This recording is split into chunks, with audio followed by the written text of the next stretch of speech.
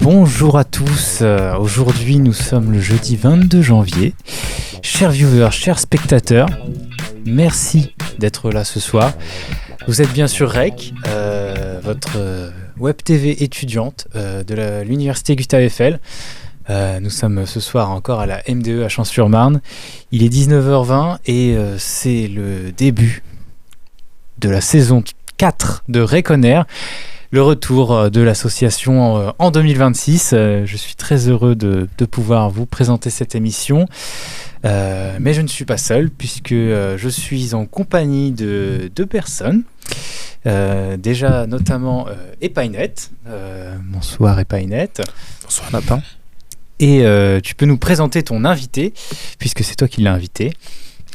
Alors, merci beaucoup. Je commence d'abord par saluer les auditeurs et comme toi, je leur dis meilleurs vœux pour cette nouvelle année 2026. Effectivement, nous avons ici sur le plateau avec nous Claude Léo.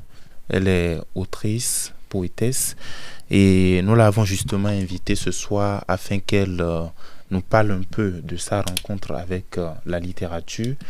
Et qu'elle parle également de son premier ouvrage qui récemment a été publié. Donc nous allons explorer un peu les thèmes de ce livre, de ces poèmes qu'elle a écrits. Ok, merci, on aura l'occasion, tu auras l'occasion de reparler juste après. Je vous rappelle qu'on retrouve tous nos replays sur YouTube, sur notre chaîne YouTube REC Univ FL. Nous sommes également en podcast sur Spotify, pardon. Je suis un peu rouillé, ça fait quelques mois qu'on n'a pas fait d'émission. Effectivement.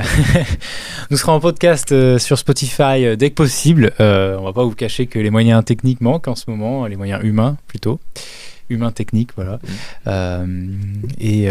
Voilà, l'idée c'est aussi de se retrouver les jeudis soirs, pour le moment une semaine sur deux, dans REC On Air, sur Twitch en direct, puisque c'est là tout notre savoir-faire. Voilà, je vais te laisser Epainette commencer avec ton entretien avec ton invité Claude je reviens juste après. Alors, Nathan, tu le disais tantôt et je l'ai également introduit. Nous sommes avec Claude Léo. Déjà, Claude, bonsoir. Je dis oui, bonsoir. Bonsoir, Epainette. J'espère que tu te portes à merveille. Ça va super bien par la grâce de Dieu, merci. Et toi-même? Oui, je vais super bien. Alors, Claude, on se connaît depuis un moment, donc je vais laisser de côté toute forme de politesse et te tutoyer directement. Tu es autrice, passionnée de littérature. Ma toute première question à ton endroit, ou peut-être faut-il que je te présente un peu d'abord parce que je connais ton livre, le titre de ton livre, il est intitulé « L'amour ne suffit pas ».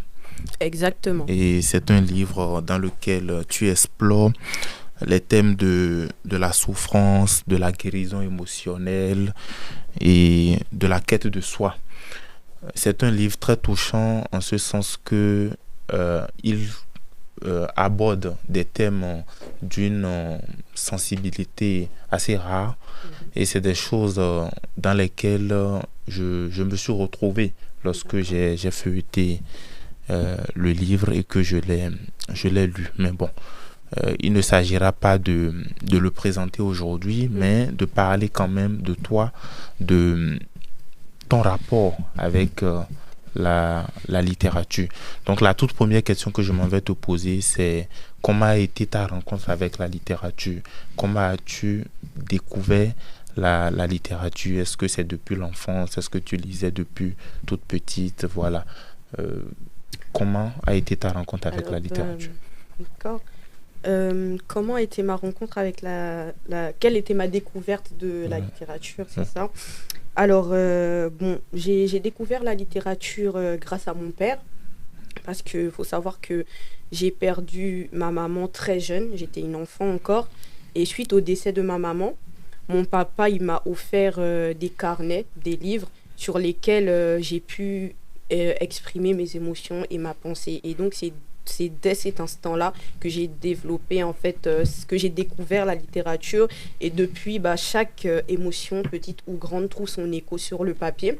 Mais j'aimerais aussi dire, comme le philosophe Marcel Proust l'a dit, la littérature est la seule vie qu'on ait réellement vécue au final.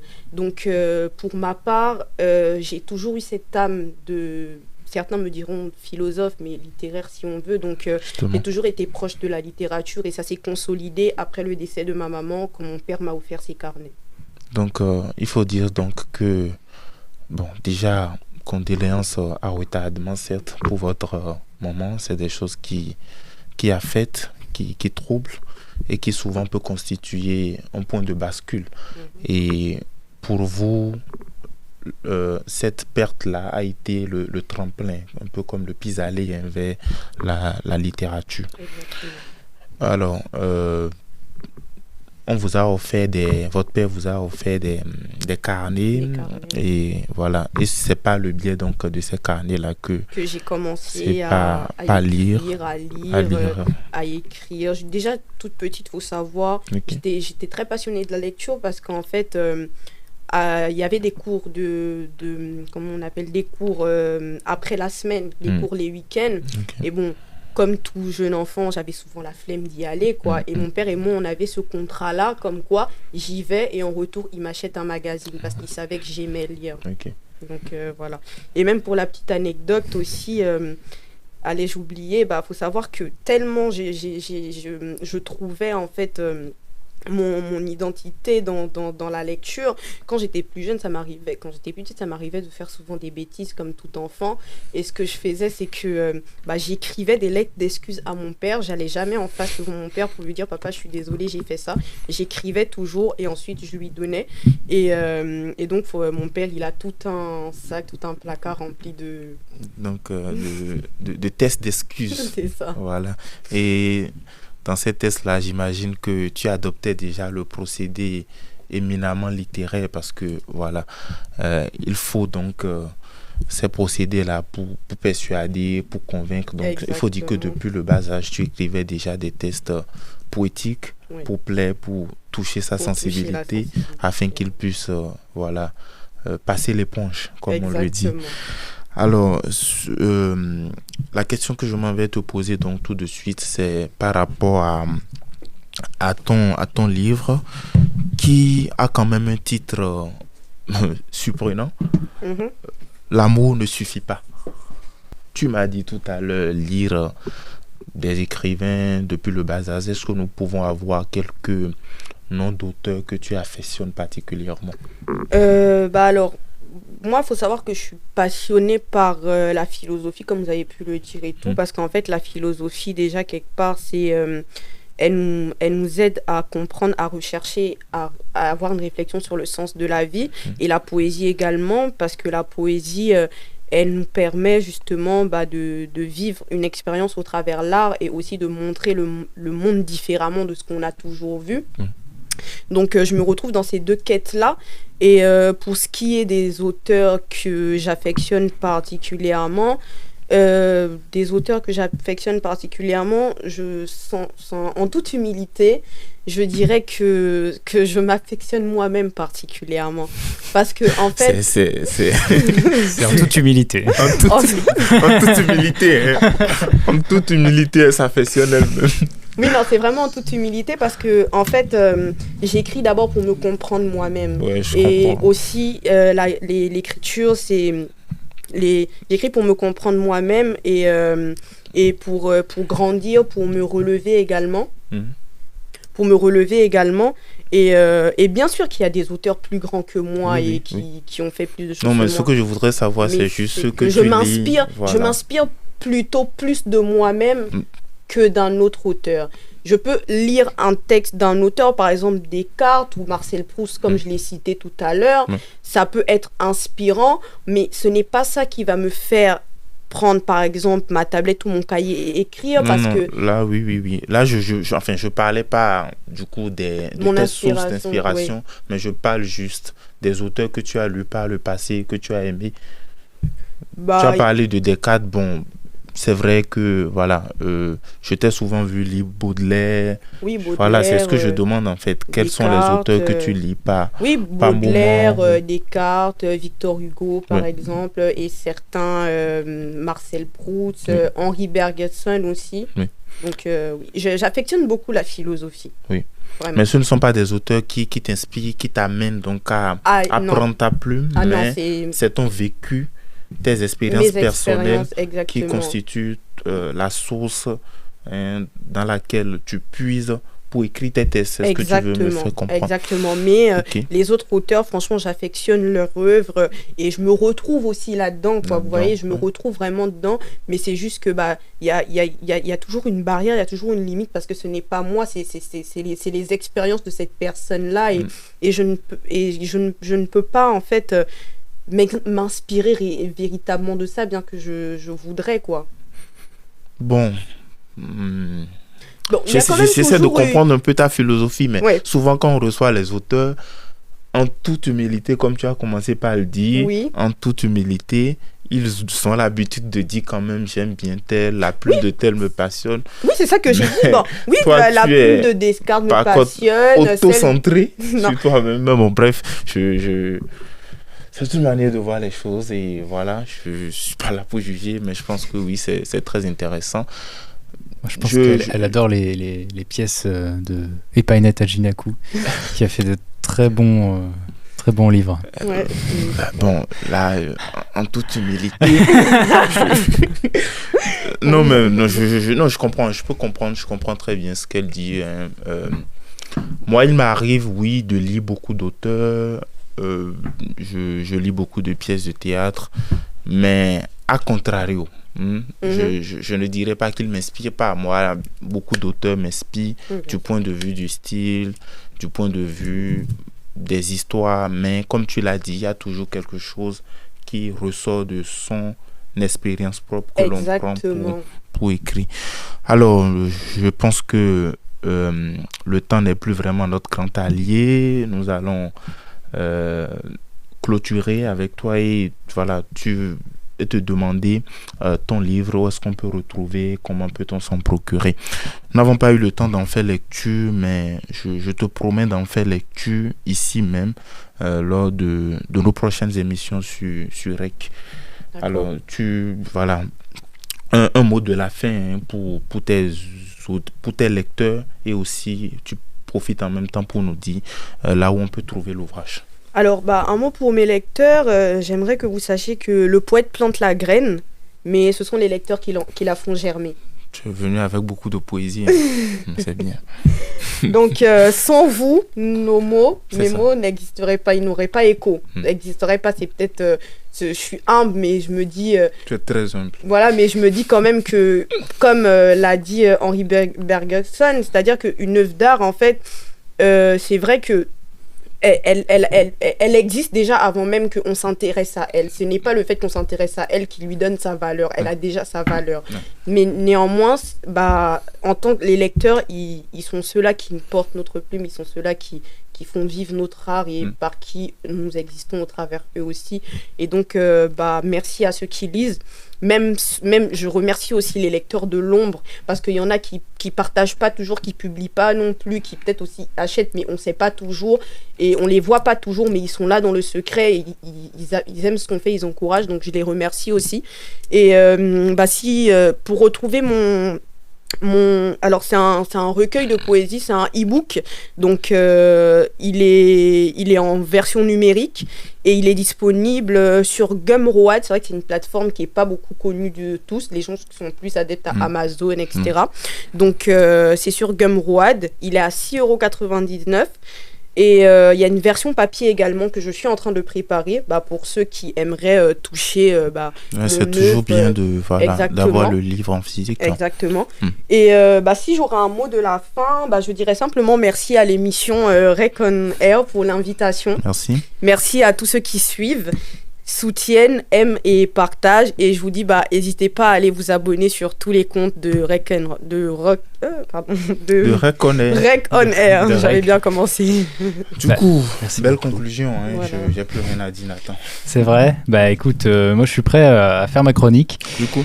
Je sais pas si on te retrouvera après. T'as préparé encore autre chose? Oui. Pour ma chronique, je finirai avec ma chronique. Ok. Bon, je vais faire appel à ta mémoire épaïnette. Oui. Est-ce que tu te souviens déjà de ce suite? Parce que dans beaucoup d'émissions, je suis avec ce suite avec le même arrière-plan. Voilà. Si vous regardez dans les replays. Oui. J'en ai publié beaucoup et je sais que tu te changes pas beaucoup souvent. Oh. Non, blague. Mais ouais, je me rappelle très bien, Nathan. Voilà, et donc, la bonne humeur sur Recon. Ouais, voilà, ça se tire un peu dans les pattes. Je ne vais pas rentrer dans ce jeu, sache-le, pas y mettre. Mais en tout cas, est-ce que tu te souviens qu'avant, mon émission s'appelait La Story de Nathan? Ouais. Et le nouveau nom qui a changé en cours d'année, c'était Les Galéjades de Nathan. Oui. Et donc, on va reprendre ce titre, Les Galéjades, qui un nom un peu joyeux. C'est pas du tout le sujet de cette chronique parce que le terme, le sujet va être assez particulier. Enfin bon, en tant qu'introduction, je vais déjà vous rappeler que les replays seront disponibles sur YouTube incessamment. Et voilà, on va essayer d'être plus régulier, de repartir de nos cendres. Et l'année dernière, donc, je ne sais pas si tu étais là à cette émission, on avait reçu Gilles Roussel. Gilles Roussel, oui, j'étais juste là. Tu étais là? Je lui ai adressé une question. Bon, à vous tous d'ailleurs, dont personne n'a trouvé la réponse. Toi, tu as partiellement trouvé la réponse. Bon. Mais, du coup, voilà.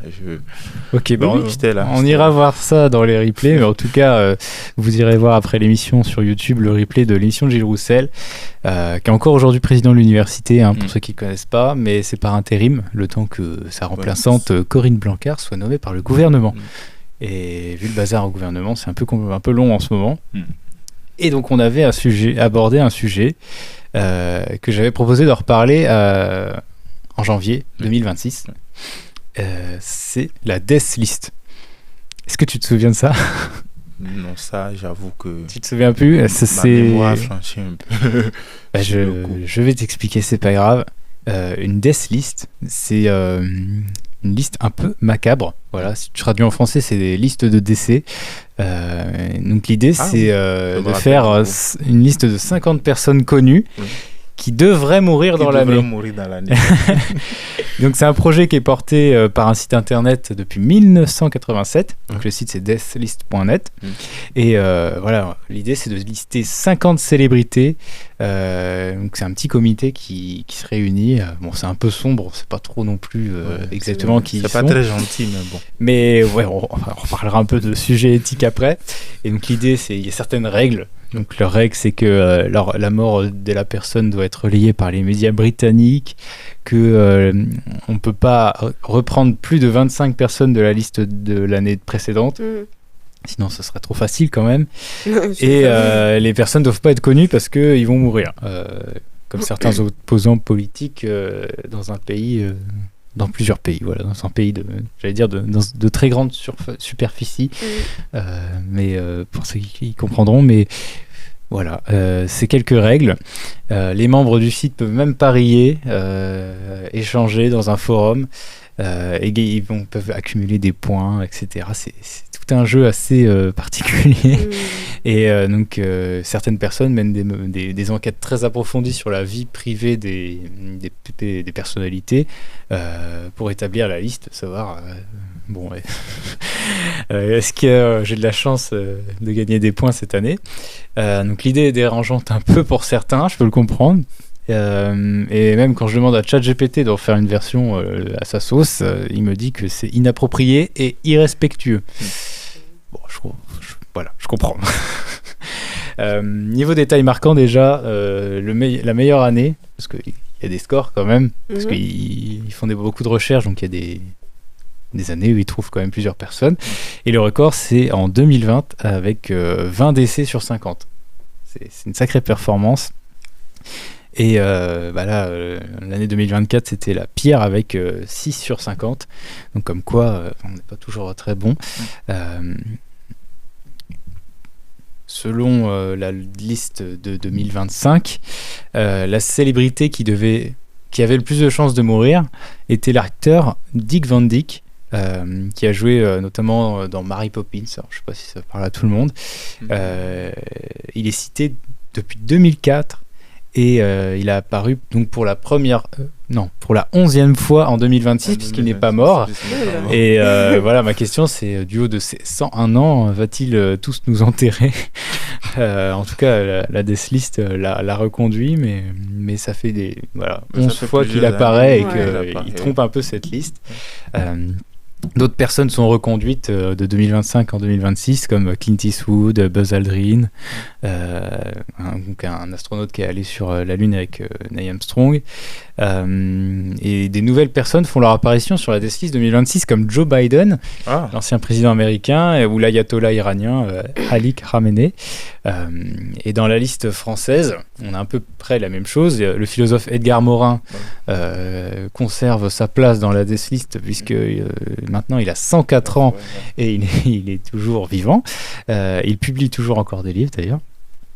Et d'autres personnes sont reconduites aussi, comme Lynn Renault, Bernadette Chirac. Mais d'autres personnes, malheureusement, nous ont quittés, comme Catherine Laborde ou Jean-Marie Le Pen. Bon, j'ai dit malheureusement, voilà, c'est par politesse. En tout cas, d'autres personnes. La mort est toujours un événement qu'il faut accueillir avec tristesse, quelle que soit la personne. Oui. Donc, pas par politesse. Si, c'était de la politesse. Ça a dû dire ok, si tu le dis. Par éthique. Pas éthique. En tout cas, d'autres personnes ont fait leur apparition. Après, si on parle d'éthique et tout le sujet de la Death List n'est pas du tout poli, n'est pas du tout respectueux, et on tient quand même à le signaler. Voilà. L'idée, c'est de prendre un peu sur le ton de l'humour pour un peu se divertir et un peu... De l'humour noir. Voilà, de l'humour noir. Peut-être que c'est ce que je fais. Voilà, ça, on va dire que c'est un peu sarcastique. Voilà.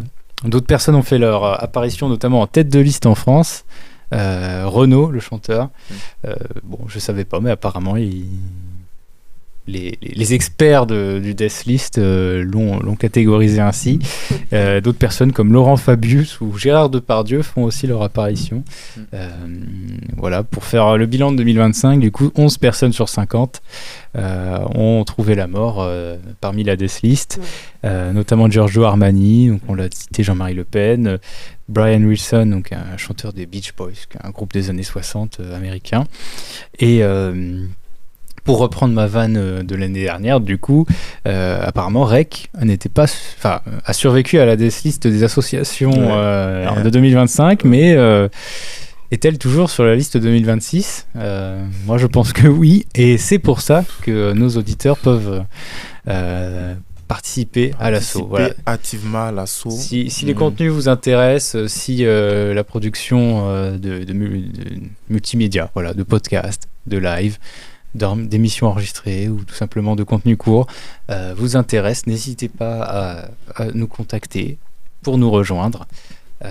Il y a plusieurs personnes qui passent de temps en temps dans les émissions pour assister, pour comprendre comment fonctionne l'association et pourquoi pas rester. Et c'est comme ça aussi qu'on fait vivre le campus de l'Université Gustave Eiffel, c'est avec les associations étudiantes. Vous apprendrez plein de choses, et Palinette apprend plein de choses tous les jours sur la gestion de l'association en tant que président. Ouais. Voilà. Nous souhaitons quand même à tous de déjouer les pronostics de la Death List. Voilà, notamment REC, mais pas que. C'est plus empathique, ça. La mort reste un sujet difficile, comme on l'a parlé juste avant. Et bien sûr, on n'a pas voulu offenser tout le monde. C'est un sujet particulier. Il existe un numéro de téléphone particulier qui est le 31 14 si jamais vous vous sentez en grande difficulté mentale. Donc n'hésitez pas à le contacter si On vous a un peu remué le couteau dans la plaie, on en est désolé. En tout cas, Deslice.net, incongru ou passion atypique. Je vous laisse en juger dans les commentaires sur Twitch ou sur YouTube. Voilà. Est-ce que, Efainet, est-ce que tu as envie de prendre la suite avec ta chronique ? Oui, justement, je vais continuer avec ma chronique. Et ce soir, comme toi, tu as renoué avec une ancienne tradition, donc je vais faire pareil. Ici même, lors de nos dernières émissions, j'ai présenté quelques proverbes fonds, donc quelques proverbes issus de ma langue maternelle, donc langue très parlée au Bénin. Je vais continuer dans cette même lancée et vous présenter ce soir 3 proverbes fonds avec des explications bien entendu. Et dans un second temps, je parlerai donc du petit concours de Label A et vous lis un test. Il est de Zorobi Junior. Je vais aller très vite et commencer donc d'abord par les proverbes. Le premier proverbe que j'ai pour vous ce soir, c'est d'abord dans la langue Avoué rang Bolingbor ou Béyanwe. Avoué rang Bolingbor ou Béyanwe. Si je dois faire une traduction purement littérale de ce proverbe, je dirais le chien a manqué et c'est le mouton qui est en train de chasser. Le chien a manqué et c'est le mouton qui est en train de chasser. Alors, pour le dire de manière un peu plus littéraire, on dira, faute de grève, on mange des merles. Ça n'a pas un rapport tout à fait organique, mais c'est un proverbe que l'on utilise lorsque celui qu'il faut n'est pas à la place qu'il faut. Lorsqu'on trouve un remplaçant pour celui qu'il faut. Donc on dit, faute de chien, on est parti chercher le mouton pour chasser. Donc c'est ça la traduction. Moi je comprends totalement. Voilà. C'est surtout pour dire que les thèmes, les proverbes que l'on utilise en français ont également leur équivalent dans nos langues maternelles, dans nos langues africaines. Deuxième proverbe. Adomandoa nous kunondoa. Adomandoa nous kunondoa. Cela voudra dire de façon tout à fait littérale que si les entrailles ne dorment pas, l'œil ne dort pas. Si les entrailles ne dorment pas, l'œil ne dort pas. Alors, c'est ce que l'on dit de manière un peu vulgaire, le ventre affamé, enfin, pas le ventre affamé n'a point d'oreille. Je voulais dire, mais c'est pas ça du coup, c'est lorsque vous êtes affamé, vous ne pouvez pas dormir en fait. Voilà. Il faut être assez rassasié pour pouvoir avoir un sommeil paisible. Exactement. D'accord. Donc, lorsque vous êtes affamé, vous ne pensez pas à dormir ou vous n'arrivez pas à dormir. Donc, c'est ce que ça veut dire. Il faut d'abord régler. C'est d'ailleurs la raison pour laquelle dans la pyramide de Maslow, les besoins physiologiques sont les premiers besoins à assouvir. Lorsque vous ne dépassez pas ces premiers besoins, les premiers besoins, donc se nourrir, se vêtir, etc. Le besoin de sécurité, quoi. Lorsque vous n'arrivez donc pas à assouvir ces besoins-là, vous ne pensez pas plus haut, vous ne réfléchissez pas plus loin. Il faut d'abord assouvir ces besoins-là. Après, vous pensez maintenant à vous émanciper, à vous cultiver. Il y a quelqu'un qui a dit du coup une vanne que j'ai bien envie de partager avec vous. Vous allez rire. Non, bon, c'est un peu cliché, je préfère ne pas en parler. Parce que je vois des gens ici, des chercheurs en Europe et dans d'autres pays, dont le degré de curiosité, de recherche est tellement poussé qu'ils se demandent, qu'ils se posent des questions, qu'ils vont sur des pistes de recherche sur lesquelles certains Africains, nous savons que la plupart des pays africains sont des pays quand même en voie de développement ou des pays pauvres. Donc, il faut d'abord que les Africains puissent régler ces problèmes-là avant de penser à réfléchir avant de penser à aller sur ces pistes de recherche, je veux dire. Il y a des questions que l'on se pose de façon naturelle que celui qui a faim, que celui qui a des problèmes de nutrition ne peut pas tout de suite se poser. Bien sûr. Voilà, donc il faut d'abord être à l'abri de ces besoins fondamentaux avant d'aller plus loin. Bon, bref, ça c'était une parenthèse. Le troisième proverbe, Noué na wao meho mewe non non. Noué na wao meho mewe non non. Alors ça c'est un proverbe qui nous invite à la discrétion. Ça veut simplement dire ce qu'on veut faire reste à l'intérieur du ventre. Ce qu'on veut faire, ça c'est une traduction littérale. Pour une traduction un peu plus littéraire, on dira d'ordinaire, on ne crie pas sur tous les toits ce qu'on a l'intention de faire. C'est juste un proverbe qui invite à la discrétion, comme on le dit aussi en français, à ne pas vendre la peau de l'ours sans l'avoir tué. C'est un peu, voilà, je fais un peu le parallèle, à ne pas vendre la peau de l'ours sans l'avoir tué. Il ne faut pas crier sur tout le toit, il ne faut pas vilipender ce que tu veux faire sans l'avoir fait, parce que tu risques de te retrouver donc dans la grande incapacité de ne pas pouvoir le faire, parce que il peut y avoir des personnes qui vont te tendre des peaux de banane, vont te mettre les bâtons dans les roues et finalement tu ne vas pouvoir jamais y arriver. Donc il faut vraiment, voilà, garder ça à l'intérieur de soi, peaufiner, évoluer dans ces projets avant donc de commencer par en parler. Donc voilà les trois proverbes. J'enchaîne en même temps pour vous parler donc de ce poème de Zorobi Junior qui a écrit un test. Le test est d'ailleurs lauréat du petit concours de Label A dont nous avons parlé ici. Alors c'est un poème qui explore le thème de la coexistence entre la modernité et la tradition, entre l'agitation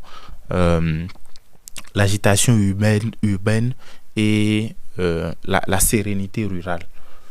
Donc, dans ce poème, il essaie de montrer que chacun de ces espaces possède ses bruits, ses silences, ses richesses matérielles et humaines, ses lieux de travail, etc. Je vais vous donner lecture de quelques vers. C'est un poème composé en forme libre, composé de 12 quatrains. Donc je vous donne en lecture de quelques vers. Ô bruit des embouteillages, ça va. Ô bruit des embouteillages, doux son du plus beau feuillage, douce fraîcheur des montagnes, grande chaleur des longs appartements. Dans les voies de ma langue maternelle, l'intelligence de bien utiliser la grammaire, au sentier des cultivateurs, grands bâtisseurs de mon monde, à terre des fonctionnaires, travailleurs du développement. Des petits marchés remplis de nos vivres, des grands supermarchés au bon prix, des petits miels de ma nature, goût succulent de nos sucreries. Et il enchaîne. Quand on aime le calme de la forêt, quand on fuit le bruit des bars à bière, quand on connaît le partage, et quand on fait de l'union une force imbattable, quand on vit sans pression et du bureau à la maison, quand on se recueille dans les vallées, quand on se trouve entre amis pour parler, que la fraîcheur du crépuscule est une merveille, que le coucher du soleil fait renaître un monde rempli de rêves, et quand d'un côté l'homme vit, et quand de l'autre l'homme profite de la vie. Donc c'est vraiment cette, on va dire, cette harmonie qu'il établit entre les deux choses contraires, mais qui finalement ne sont pas vraiment contraires, parce que il essaie de les relier, de les attacher ensemble pour montrer que ces deux espaces-là, finalement, font l'humanité.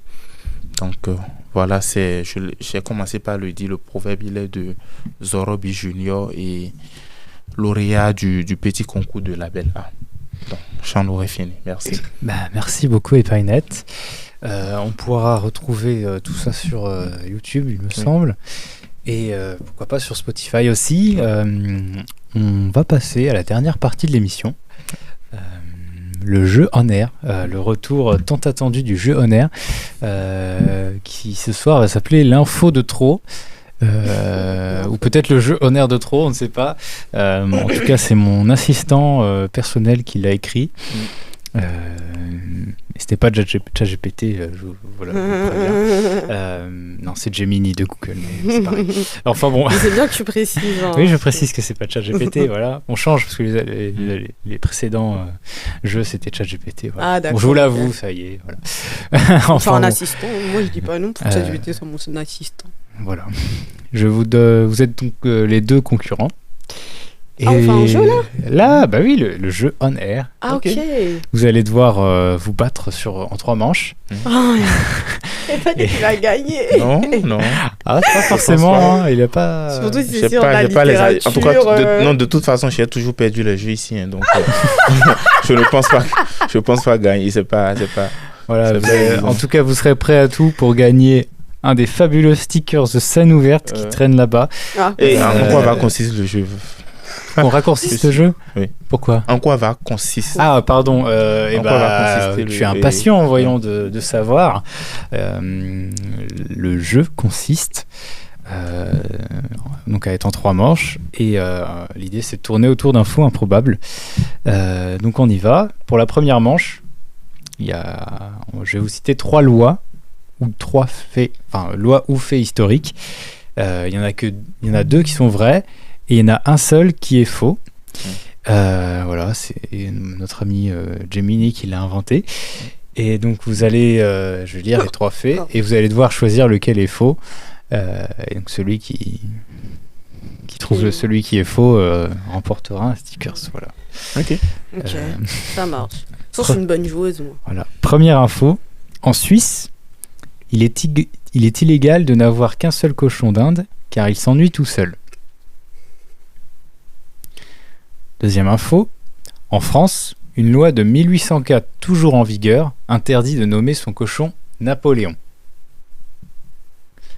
Et la dernière, au Canada, il est interdit de payer un achat de plus de 25 $ uniquement avec des pièces de 1 centime. Laquelle est selon vous l'info fausse? 2. Moi j'ai dit 2 d'abord. Tu dis la deuxième info sur le cochon Napoléon? Pareil. Pareil? Ouais. Vous êtes sûr? Bah, c'est ce que je pense. Je suis pas la sûr. première question, vous avez dit, c'est qu'on n'a pas le droit d'élever des cochons en Allemagne? En Suisse. En Suisse, pardon. Non, en Suisse, il est illégal d'avoir un seul cochon d'Inde. C'est-à-dire que tu dois en avoir plusieurs si tu as des cochons d'Inde. Bon, moi, je vais rester sur la deuxième, ça me paraît plus réaliste. Eh bah, vous avez raison tous les deux. Bravo, vous avez... Non, mais elle m'a triché. Je savais qu'elle allait dire ça. Sachant en tout cas que c'est... Non, mais je voulais dire, je te laisse répondre ou je réponds. Mais... C'est une légende urbaine, en tout cas en France, qu'on n'a pas le droit d'appeler... Qu'il y a une loi qui interdit d'appeler Napoléon son cochon. En tout cas, ce n'est pas vrai. En tout cas, ce n'est plus en vigueur. Voilà. Donc vous aurez le droit déjà à chacun un sticker. Mais du coup, les deux, elles sont vraies? Les deux autres sont vraies. On doit avoir en un Suisse, cochon. On n'a pas le droit d'avoir un cochon d'Inde tout seul. On sait jamais. Et au Canada, on ne peut pas payer plus de 25 $ canadiens avec que des pièces de 1 centime. Okay. Ce qui en soi est déjà assez contraignant de payer 25 $. Enfin, passons à la deuxième manche. Cette fois, je vais vous décrire un objet vendu sur Internet. Alors, c'est très vague. Okay. Et donc, il va falloir me dire si ça existe ou pas. Donc, il y en a 2 qui existent. Ah non, attends. Comment il l'a fait cette fois? Mon assistant a très mal fait les choses. Voilà. Bon, pour chaque fait, vous allez me dire vrai ou faux. Voilà, c'est comme ça que ça marche. On commence avec le selfie toaster. Ça s'appelle comme ça. Un grille-pain qui, grâce à une technologie particulière, brûle sur votre tartine, votre pain de mie ou ce que vous faites griller dans le grille-pain. Ça brûle une photo de votre choix, donc possiblement votre visage. Parce qu'il y a une petite caméra sur le grille-pain. Et donc ça imprime ta photo sur la tartine. Sur la tartine en le grillant. Est-ce que c'est vraiment en vente ou pas? Bon, moi je dirais non. Moi je dirais oui. T'as envie d'y croire, Epinette? Je Est-ce que chauffe. t'aurais envie de l'acheter? C'est peut-être Non. plutôt ça. Non. Et ben en tout cas, tu as raison, Epinette, parce que Parce qu'aujourd'hui, tout existe. Oui, hein. non, c'est vrai, mais parce qu'en fait, je me suis dit, Je n'ai tu vois, aucun les envie. cafés, par exemple, le café, déjà, il y a des cafés avec des visages. Vous ouais, savez, tu non peux dessiner des choses sur le... Voilà, donc je me dis, si ça existe, bah, c'est probable que le Ouais. grille-pain et tout, mais bon, comme je me suis dit, ok, j'ai essayé de peser la balance là, mais en vrai, ouais, c'était plus juste de dire. Non, mais c'est mon jour de chance avec toi. Parce que j'ai toujours perdu les choses. Ouais, c'est ça, ouais. Je suis pas très en forme en ce moment. Voilà. Excuse. Deuxième objet, une fourchette à spaghetti motorisée. Une fourchette à spaghetti. Donc, tu plantes la fourchette dans les spaghettis Mhm. et t'as un- Ouais, ça- ça la fait tourner pour prendre les pâtes, pour éviter d'avoir tourné à la main. Donc moi, je dirais faux. Je dirais faux aussi. Et ben c'est encore vrai. Bah, voilà, je savais que On c'était- n'arrête pas le progrès. Mais ça. La du coup, flemme c'est- aussi apparemment. Donc pas de points cette fois-ci. Pas de stickers en Pas de plus. stickers. Ah, c'était vrai, il y en a bien C'est une vrai, qui il y en a existe. bien, Oui, ouais. oui, bah oui, c'était évident. Bah ouais. Voilà, on va passer à la troisième manche. Ils vont totalement Le- me rendre paresseux. Mais bon, bref. On va Ouais, parler c'est- de paradoxe cette fois. Mhm. Donc, Epinette a une légère avance de 2 contre 1 pour Claude. Donc, il va falloir le rattraper là, Mm. tout donner. Chaque. Comment on va faire ça? Je vais alterner entre des propositions. Par exemple, proposition A ou B. Proposition A ou B, l'un après l'autre, le plus rapidement possible. Et vous allez devoir répondre, vous aussi, le plus rapidement possible. Pour. Il faut pas bégayer en fait. Faut pas réfléchir. Je te dis avion ou bateau, tu réponds Avion. soit avion, soit bateau, le plus rapidement possible. D'accord, ça marche. On va commencer par qui? Tiens, par Epinette, puisqu'il est en avance. Et qui a un nombre pair de questions. Voilà. Est-ce que tu es prêt, Epinette? Pain au chocolat ou chocolatine? Chocolatine. T'as mis du temps. Ah ouais. Claude? Oui. Batman ou Superman? Batman. Elle a mieux compris que toi. hein. Ah bon? Il faut être réactif. hein. Ouais, c'est. T'es prêt? Mm. Être poursuivi par un escargot tueur ou être étouffé par du fromage? Ne tout fait pas du fromage. Voilà, L'escargot, il est tellement long. il y a un partout. Claude, vacances à la mer ou à la montagne? À la montagne. Je sais pas pourquoi j'ai dit ça. Ok. Epinette. Parler toutes les langues du monde ou parler aux animaux? Parler toute la langue. Parler toute la langue du monde. Ok. Claude. Slip ou caleçon? Pardon? Slip ou caleçon? Slip? Elle a dit pardon. C'était pas une des deux propositions. Non, hein. mais j'avais pas entendu ce que t'avais dit. C'était pas assez fluide. C'était pas assez fluide. Non. Bah, slip ou caleçon? Non, j'ai pas bien. T'as pas bien articulé. Ok. Bah, dommage. J'ai perdu. Non, le sujet est sombre, c'est tout. Non, mais de toute façon, je suis arrivé au bout des propositions, donc on va dire que t'as perdu. Voilà, mais c'est honorable quand même, puisque vous repartez tous avec des stickers de la scène ouverte. Ouais. Voilà. Merci en tout cas d'avoir participé. On va se retrouver dans 2 semaines probablement pour une nouvelle émission avec sûrement d'autres invités. J'ai commencé à lancer des invitations, notamment à la vice-présidence étudiante que je connais très bien. Et donc on pourra vous décrire un peu le rôle et les ambitions.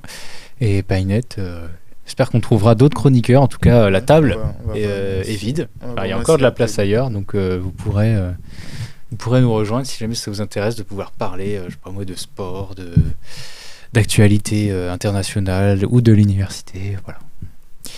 On va vous souhaiter une bonne fin de soirée. C'était aux auditeurs que j'ai dit ça, Epinette. Oui, merci. Bon, c'est pas bien gentil. Il fallait commencer par nous. En tout cas, merci beaucoup. À la C'est prochaine. À la prochaine. Painette, je te laisse le mot de la fin. Ouais. Alors, aux auditeurs, d'abord à vous, Nathan, merci. Et Claude, merci d'être passé. Merci de nous avoir présenté ton livre. Aux auditeurs, merci. Comme a commencé par le dit Nathan, on se retrouvera donc probablement dans 2 semaines. Et avec le même plaisir de vous retrouver. Et voilà, merci. Ciao, ciao. Au revoir. Painette, je te laisse le mot de la fin. Ouais. Alors, aux auditeurs, d'abord à vous, Nathan, merci. Et Claude, merci d'être passé. Merci de nous avoir présenté ton livre. Aux auditeurs, merci. Comme a commencé par le dit Nathan, on se retrouvera donc probablement dans 2 semaines. Et avec le même plaisir de vous retrouver. Et voilà, merci. Ciao, ciao. Au revoir.